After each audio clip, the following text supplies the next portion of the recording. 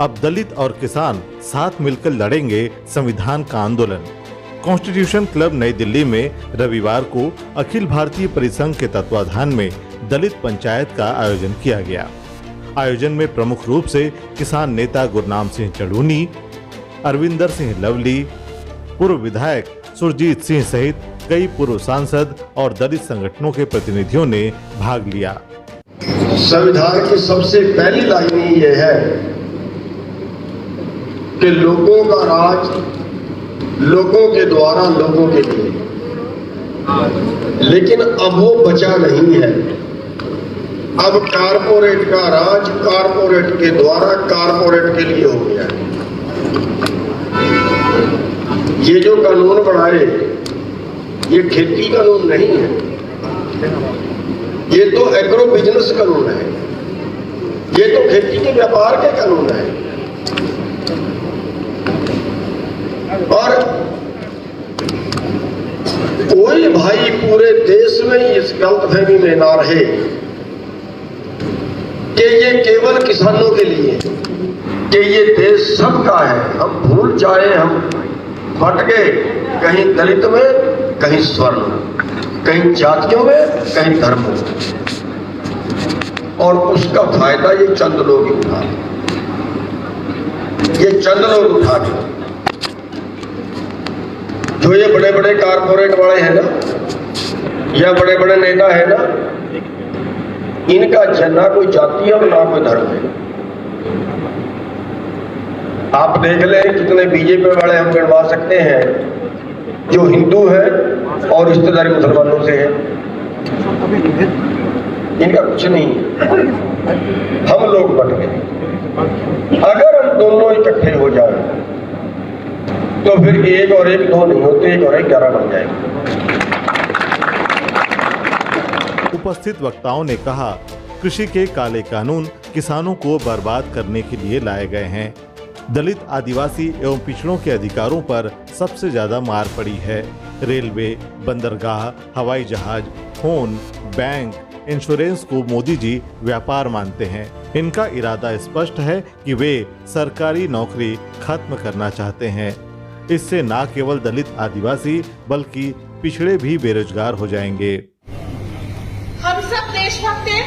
हमें मालूम है कि इस समाज का चिंतन करने के लिए, किसान भाइयों की समस्याओं का चिंतन करने के लिए लेटरल एंट्री जो कर रही है सरकार, आरक्षण जो खत्म करने की साजिशें रच रही है सरकार, उनको समझते हुए, देखते, सोचते हुए आज हम सभी इस सभा में उपस्थित हैं। मैं प्रोफेसर निशा हरियाणा से हूँ, एसोसिएट प्रोफेसर हूँ हायर एजुकेशन डिपार्टमेंट में। और आज मैं अभी पिछले दिनों फैज अहमद फैज की एक गजल बड़ी क्रिटिसाइज हुई थी और मैं फिर सभा में उसी गजल को रिसाइट करके आप सबको याद दिलाना चाहती हूँ कि हमारी आवाज बुलंद करने की जरूरत क्या है।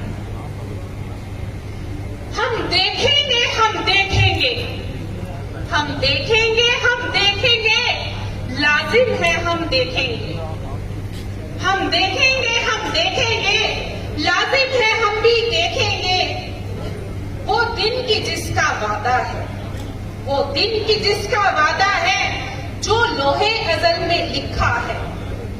जब जुल्मों सितम के कोहे गिरा, जब जुल्मों सितम के कोहे गिरा, रूई की तरह उड़ जाएंगे हम महकूमों के पांव तले। जब धरती धड़-धड़ धड़केगी, हम महकूमों के पांव तले। जब धरती धड़-धड़ धड़केगी, जब अर्जी खुदा के काबा से सब उठवाए जाएंगे। हम अहले सफा महदूदे हरम, हम अहले सफा महदूदे हरम मसनद पे बिठाए जाएंगे।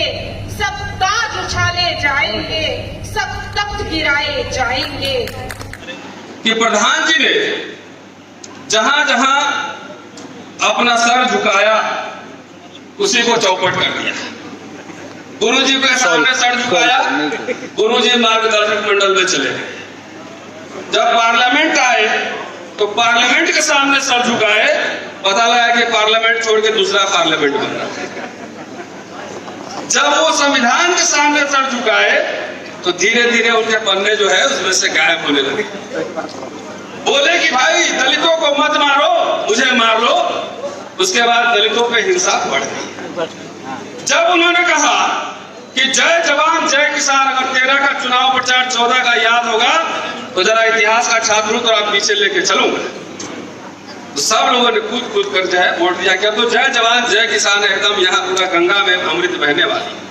लेकिन जैसे उन्होंने जय जवान जय किसान कहा, मुझे लगा कि अब ये भी गड़बड़ होने वाला है।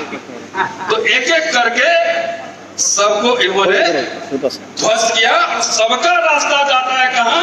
जैसे कहते हैं ना, सबका मालिक एक। इस सारे जो घटनाक्रम है, चाहे मुसलमानों को पीटना हो, दलितों को पीटना हो, लेटरल एंट्री हो, निजीकरण हो, चाहे किसान आंदोलन, ये सबका सूत्रधार एक ही है और इस सबका लाभ लेने वाला कुछ घराने हैं भारत के। इसकी बात को अब हमारे किसान भाइयों को समझ लेना चाहिए। इस दलित पंचायत में प्रमुख रूप से 4 प्रस्ताव रखे गए। तीनों काले कृषि कानून का निरस्तीकरण हो, IAS लेवल पर लेटरल एंट्री को रोका जाए, सरकारी विभागों एवं सार्वजनिक प्रतिष्ठानों की बिक्री को रोका जाए और न्यूनतम समर्थन मूल्य को कानूनी रूप मिले।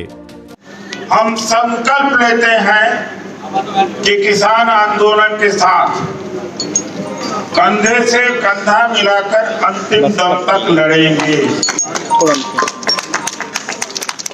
तीनों जिन मुद्दों के ऊपर हम लड़ेंगे लगातार, तीनों काले कृषि कानून का निरस्तीकरण हो। दूसरा, 30 IAS लेटरल एंट्री पर रोक। तीसरा, सरकारी विभागों एवं सार्वजनिक प्रतिष्ठानों की बिक्री पर रोक। और चौथा, न्यूनतम समर्थन मूल्य, फसल का न्यूनतम समर्थन मूल्य को कानूनी रूप दिया जाए। एक प्रस्ताव तीसरे में जो है, सरकारी विभागों एवं सार्वजनिक प्रतिष्ठानों की बिक्री पर रोक एवं निजी क्षेत्र में आरक्षण नौकरी। ये प्रस्ताव आज यहाँ आपके सामने रखा जाता है। आप सबको मंजूर है? सॉरी। ये प्रस्ताव सर्वसम्मति से यहाँ से एडॉप्ट किया जाता है और इस प्रस्ताव पर तब तक चलते रहेंगे जब तक कि हम अपने मांगों को नहीं मनवा लेंगे। आप सबका धन्यवाद।